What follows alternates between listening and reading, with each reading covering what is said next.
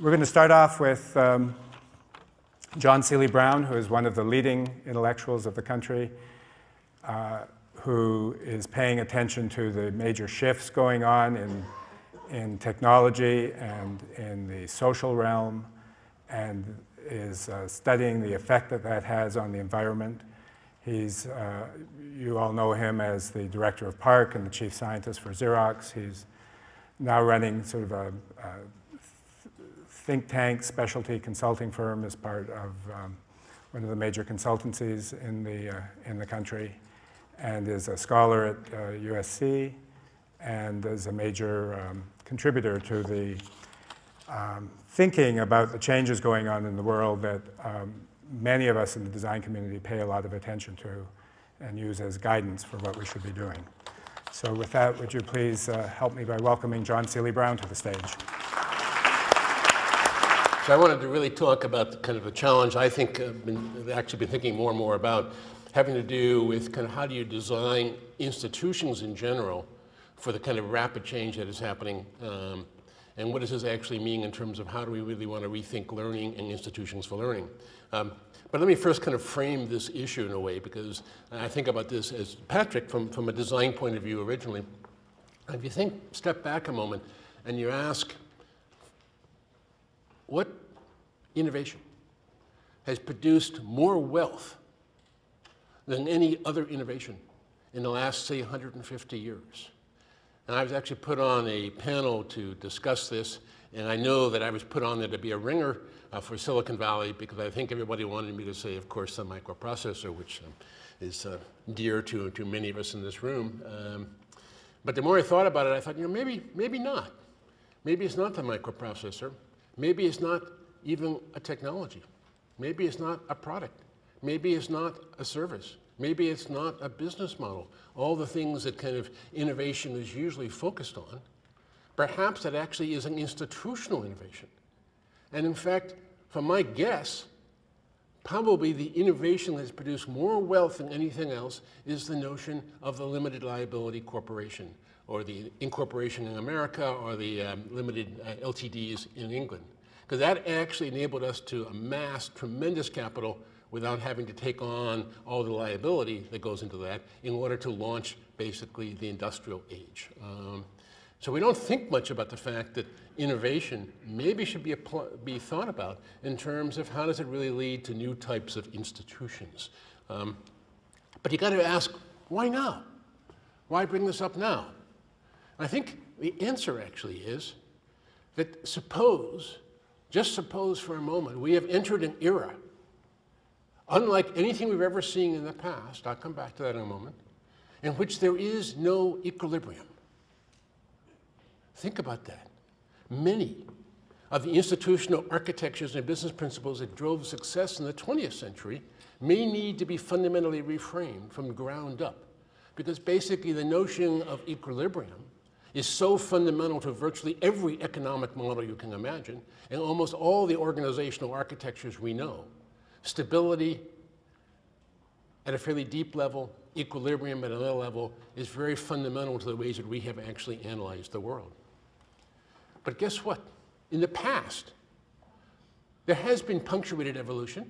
I'll go back 100 years, at the electrification of this nation. And basically, this punctuated evolution kind of changed things abruptly. But after those changes took place, we had actually a tremendous amount of stability for decades and decades and decades, because basically every major infrastructural or techno-economic paradigm shift actually asymptoted out moderately fast and then kind of stayed fairly stable thereafter. For example, automobiles have not changed all that much in the last 60 years. Of course, we have electronics in them and so on and so forth. Canals, railroads are all basically kind of, after they first happened, basically stabilized out. And in fact, it is the stability that enabled us to build really deep business models based on these types of transportations or infrastructural changes thereafter. In fact, as you know, being in Chicago, electrification has very interesting ramifications. For example, the first skyscraper, I believe, was built in Chicago. Why here? Because electrification. Why electrification? Because you really can't build a hydraulic elevator that goes much more than 12 floors high. So basically, we had to electrify motors, obviously, in order to be able to get the elevators, and that enabled us to completely change all the skyscrapers that now dot our landscape here, in Chicago. But guess what? Maybe for the first time ever in the history of civilization, we're entering a new techno-economic paradigm, a new type of infrastructure, a digital infrastructure that has a very interesting property. This infrastructure may just not asymptote out. It may keep on going and going and going.